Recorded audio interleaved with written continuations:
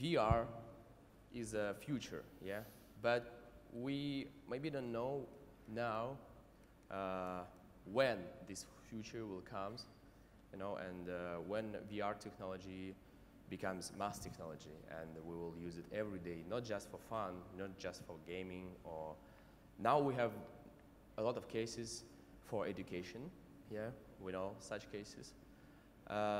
But we still have, I'm sure, and we see the numbers that we still have some issues in VR industry. What issues? You always need to carry this thing, you know. It's inconvenient. So you can use Instagram or Facebook very fast, you know, just from your smartphone, but you cannot bring it everywhere and use it everywhere. This is a big problem of VR industry. And sometimes you need to download special applications. Yes, if you don't have, so you need to download, create an account, so it's not fast. When we will solve such things, maybe when VR becomes fast, easy, and cheap technology, not only to consume VR content, but also to produce VR content. When mass of the people, when the crowd will have chance to create VR content like now they are creating video, for example, YouTube. Yeah. Now YouTube replaces, you know, production companies, telecommunication companies. Young people, me especially, I'm not TV watcher anymore. I'm watching YouTube because I have everything I want there. It's crowd content generation era or something like this. So I think when these issues will be solved, so VR be future and helps us a lot in a lot of things, you know. But we now here, and what we are doing is we are trying to bring this future becomes earlier. I mean, you see? Yeah, this is a problem. You come home and prefer to switch TV rather than put these glasses. Actually, I tried VR business by using AI to kind of transform movies into virtual reality, so you can kind of feel it more engaged, but it's not convenient. You want to sit and relax, but it's always fail, and then you have headache. Yep. So what are your thoughts how to deal with this? Or maybe other ideas about the future? Who wants to continue? Yeah, I'll pick it up. You decide. Yeah, you, okay. My background is entertainment software. Been in that business for 25 plus years.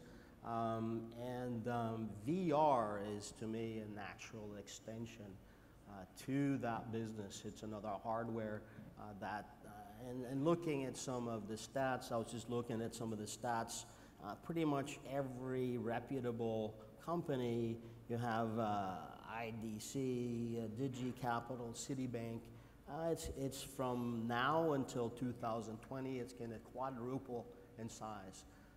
And the reason why right now we don't see a lot of adoption because there isn't a lot of compelling content. I think partly the technology isn't there. You don't have the middlewares yet. They're finished from Unity or some of the other middleware companies. And I do believe, how do you publish? Who publishes? Actually, one of the ICOs I'm working on, Terra Virtua, we're announcing later, will be a blockchain-powered virtual world where we will, a little bit like Roblox or like Minecraft, we will have a sandbox environment for innovators to build and publish on a virtual world platform. And so we feel very strongly that the way VR will grow is through content. And as with any, you know, if a VCR would have been nothing if there weren't any movies. VR is not there yet. It will grow. And we feel we can contribute with entertainment. There are other areas, of course, that are live events. esports tournaments. We have, now we already have deals with some of the larger esports companies that want to do 3D esports, live stream it with VR. You have commercial applications. Land Rover contacted us the other day saying we want to do a VR drive. We want to have a VR experience selling our cars, or whether it's real estate. So there's a multitude of content applications in the pipeline, but it's not quite ready yet. We haven't reached that mass market yet. Can I please add? Yeah, I am really very surprised because what we are doing is also virtual world powered by blockchain technology. Yes, but we are concentrating on VR now, on 3D, and we are VR compatible. And Jaguar Land Rover, they are already our clients. We already started to build for them. They who is this? Mark Space. Right. Yeah, you can check. We just started to build for them. They showroom. They will sell cars. They are expecting for virtual test drives. They are going to sell cars through our platform. Yes. But I mean, it's okay. We're in a world now. I remember the beginnings of the video games business. Yeah. We were all frenemies. Yeah. We were all building and selling, and everything sold out. And I think we're at a stage now. Blockchain-powered VR is in an early stage. Every innovation, it's like the more public awareness there is about what we do, the masses will accept, and they can certainly handle 1, 2, or 10 other similar concepts in the market. Yeah, but our idea is we understood the lacks of VR industry, that we don't have now big audience. Why? Because not many people have such things. Yes, and that is the key. That's why we started with 3D, so you can run our world through the browser on your laptop, on your tablet, on your smartphone, but it's VR compatible. If you want another kind of experience, if you want to improve it, you can buy. So we think maybe our platform will be also like a bridge to VR world for the crowd, for the people all over the world. And also what we give now people, we gave already them the opportunity to build and their own spaces very fast, very easy, because we have a very easy construction in our platform. So they can create now content, because before it was impossible. Now even kids can create 3D and VR content with our platform. So this is our idea. Yeah, I think for us, content is king. We're raising a fair amount of ICO raise, and we will dedicate, I think it's 45 or 50% towards acquiring or incentivizing the best content providers in the business, whether they're non-VR, big brands, but we feel if we provide a place for people to go and the brands are recognizable, we will actually subsidize the business in the beginning to drive users to the platform. Absolutely. Cool. Absolutely. The same strategy. What is interesting, what is the most popular content now?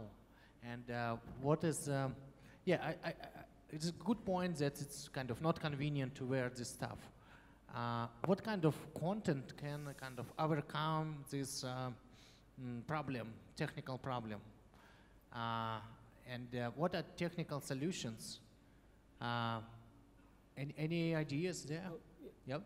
I'd like to take a step back a little bit. I was a co-founder of Electronic Arts 35 years ago, and so I'm older than you are in this industry. Cool. And I stepped out of it in about 20 years ago because I could, and so I've been doing investments on my own ever since. And I didn't get back into any entertainment companies as a participant or investor because I didn't see anything that I thought was transformational or had the potential. When we started Electronic Arts, I think we were at a very similar position to where VR is right now. There weren't many computers in homes. That's what we were developing, or we were publishing software for. So we had to, that's this kind of chicken and egg thing. We needed more hardware out there.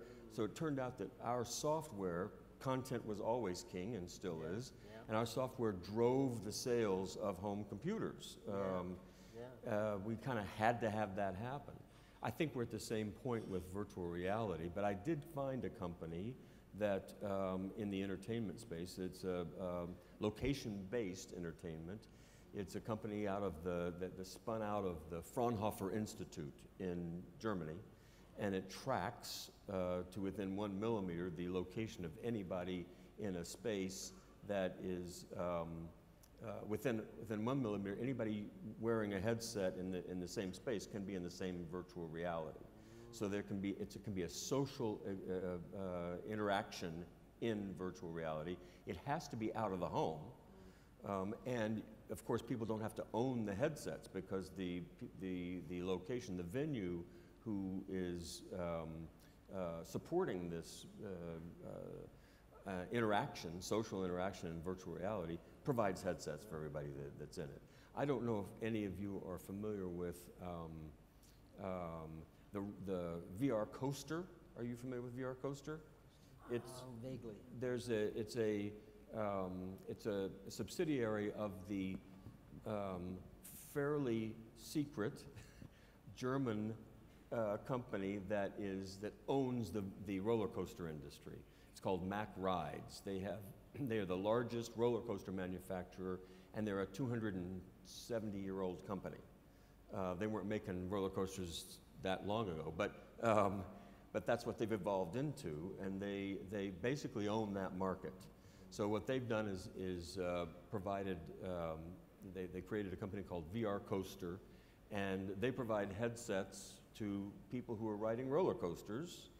They have 50, right now, 50 theme parks around the world where you can get on a roller coaster, put a headset on. It's Gear VR, so you're not tethered to anything. And instead of seeing the frames of the roller coaster and when you're riding it, you're in a totally different world.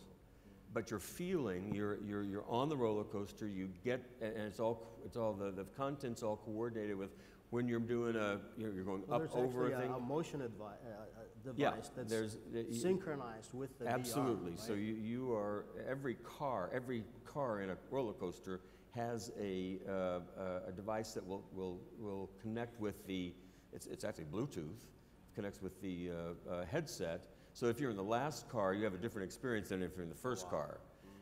But it follows you through the roller coaster, and the roller coaster rides. Haptics and gravity, right? Sorry? You got the haptics and gravity. Yes, absolutely. Wow. And it's, I never really thought about this that much, but roller coaster rides are only about 3.5 minutes long. I thought they were much longer than that. They seemed much longer to me.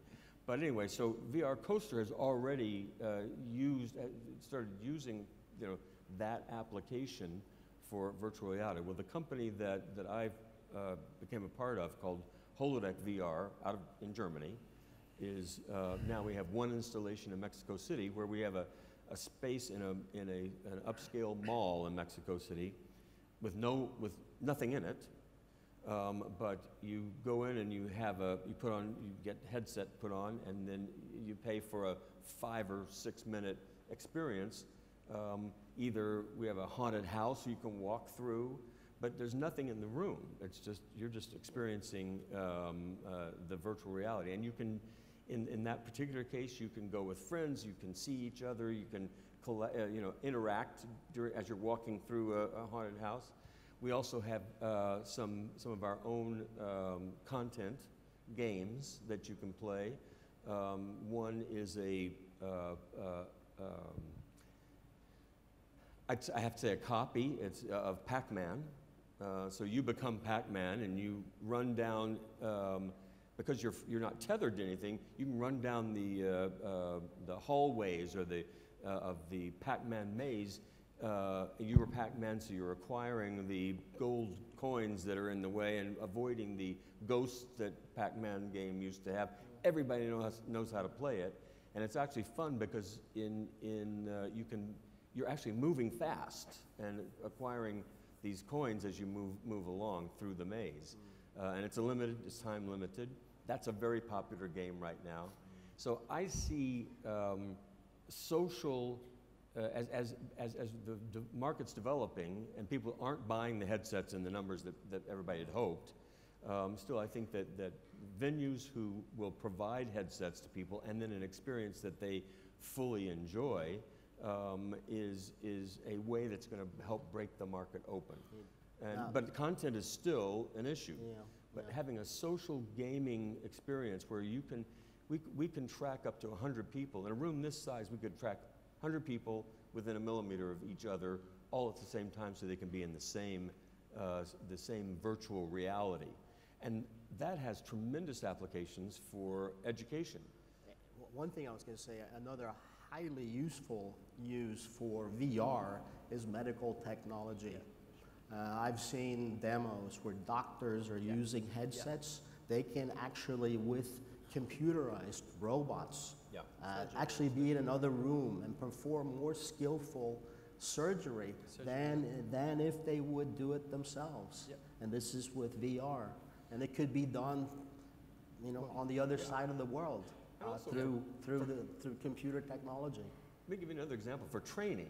Outside of the gaming industry, in situations like for hospitals, when they have a code, whatever it is, red, blue, I don't know what their codes are in hospitals, but sometimes it means that if there's a certain code, people have to run to certain stations and do certain things. Well, to practice doing that for the employees of the hospital, they can't do it in the hospital because it disrupts everything. They can't practice there.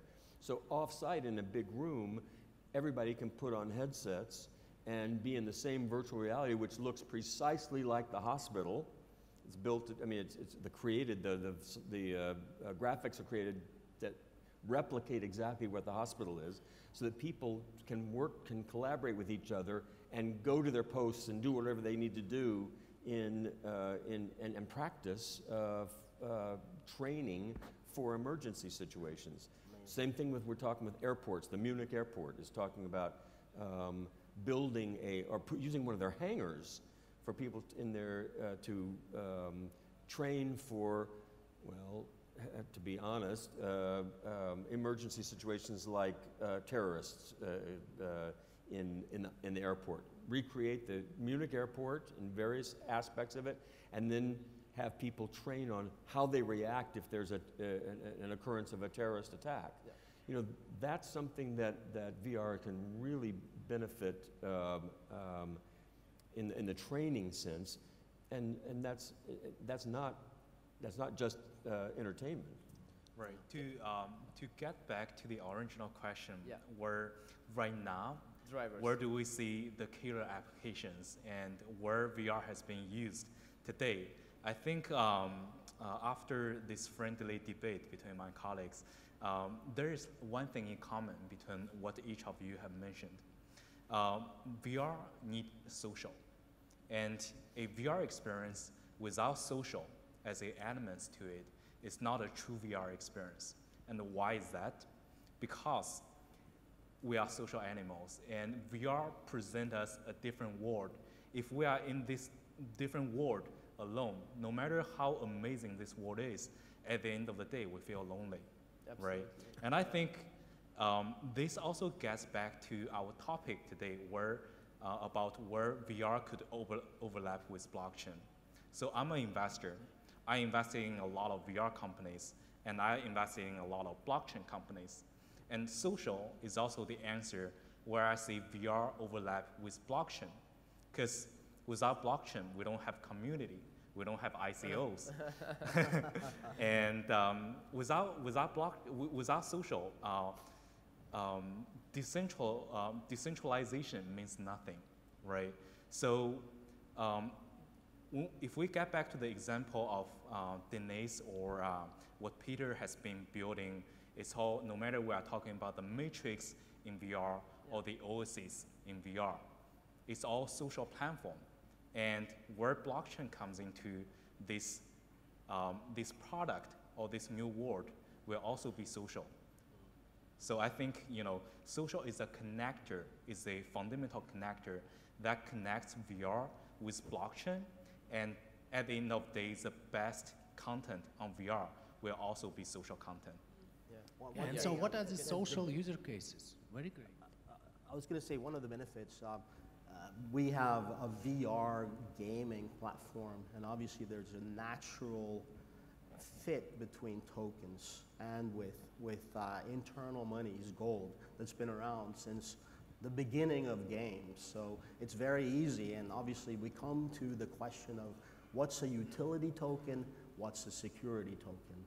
I think how do we apply, obviously the #1 way we apply blockchain to VR is that we can raise money through an ICO. And we take those tokens, they're clearly utility tokens because they're used in the game by the users. It's part of the games and the internal economy itself. But we've also found that blockchain has been, there's a lot of fraud in gaming, online gaming. You can then put the gaming, make, let's say, 10-minute timestamps and basically have an irrevocable, non-disputable track record of what's happened in the game. People cannot come in and steal items. They cannot even hack the game. So there are a lot of different ways that we've applied blockchain to get to a VR game. Yeah, but first we need to understand where VR gets social value, right? The point. What are the user cases? I think that the value could be if you put VR glasses, or I don't know, just put something into your brain, and in a second appears in this forum, and you don't need to fly, and you don't need to have a jet lag. You just come in there and walk around network in a similar kind of, and have a similar experience, which is about empathy. Right? So we come there to feel emotions of other people, to get more wired. Can VR give to us facial expressions and eyes to understand deeper emotions of people we connect, so we can build trust and understand how we can motivate each other to make great ideas come true? I think like one of the things that we've also built in, and I'm not sure if it exactly answers your question, but one of the issues with the developer community, they put their games on Steam, on iTunes, on Google Play. Sometimes it takes up to 45 to 60 days to get paid. They take a 30% slice. When you put a game on the blockchain, #1, creating a wallet within your world, as soon as that transaction, as soon as the user buys the game, the token within this world is automatically, within a millisecond, sent to the wallet. The content provider, the developer, can then take that out immediately. There's not a 60-day wait, 45-day wait, 30-day wait. They have control immediately. Same thing with users. If we have user-generated content, they can sell it. They can have their wallet within our platform. They get paid immediately, securely, no fraud. It's there. They can cash it out on one of the exchanges. So I think another great benefit within a gaming community is that it's immediate payout, also cheaper.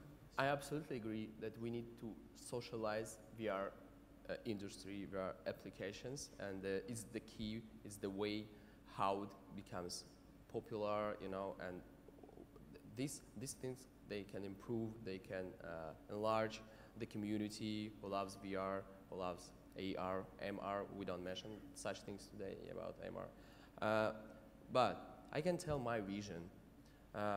We have experience. We already did a lot of fashion e-commerce VR stores, and the problem that we mentioned before when we visited big brands who had experience, who already had some shops, stores, who tried to communicate in another way with their audience, to sell something or serve their clients.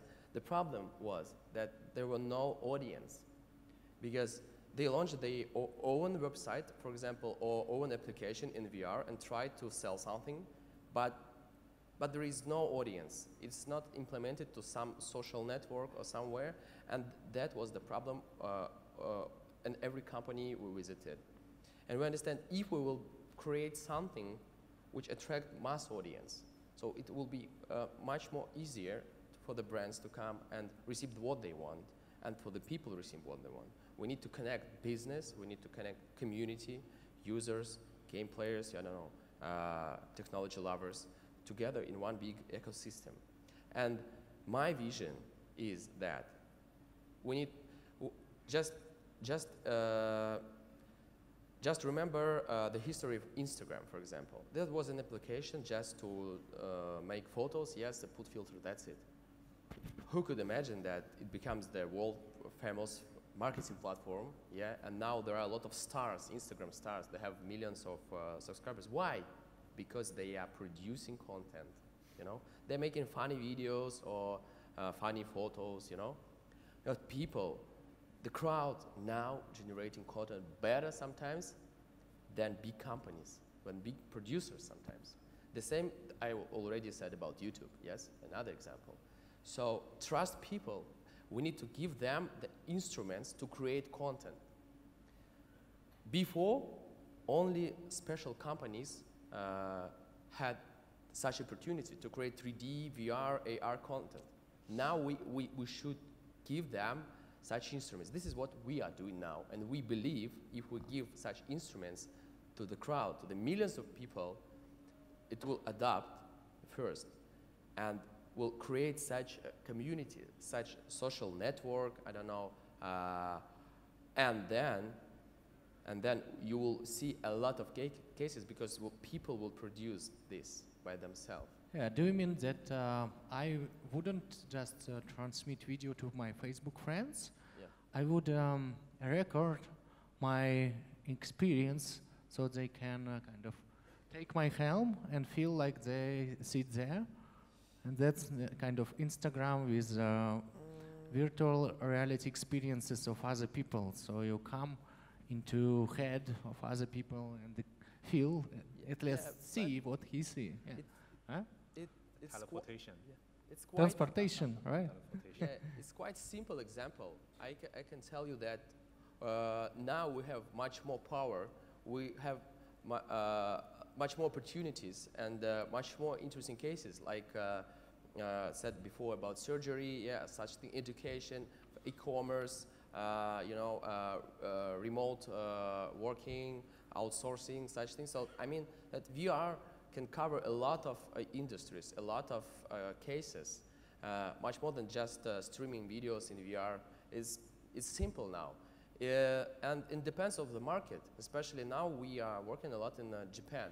And in Japan, VR is very popular everywhere, you know. It's not like in Europe.